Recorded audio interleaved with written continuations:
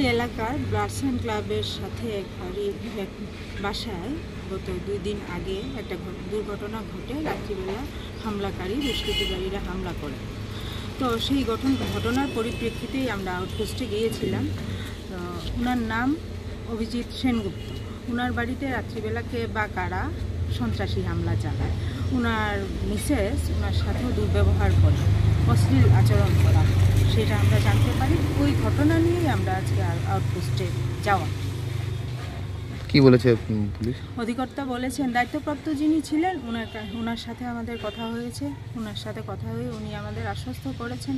আমরা ওনাকে বলেছি যে আগামী দিনে যাতে এ ধরনের অপ্রীতিকর ঘটনা না ঘটে, কারণ এই অঞ্চলে এ ধরনের অপ্রীতিকর ঘটনা আগে সংগঠিত করা হয়নি। উনি এনশিওর করেছেন যে সুষ্ঠু তদন্তের দাবিতে আমরা গিয়েছিলাম এবং সুষ্ঠু তদন্ত করবেন। ইভেন এলাকাতে যাতে পুলিশি টহলটা একটু বেশি করা হয়, যাতে এ ধরনের দুর্ঘটনা পরবর্তীতে না ঘটে, সেই জন্য আমরা গিয়েছিলাম। ওনাদের সাথে কথা হয়েছে, উনি আমাদেরকে আশ্বস্ত করেছেন। ঘটনাটা কবে হয়েছিল এবং কি মূলত ঘটনাটা কি নিয়ে?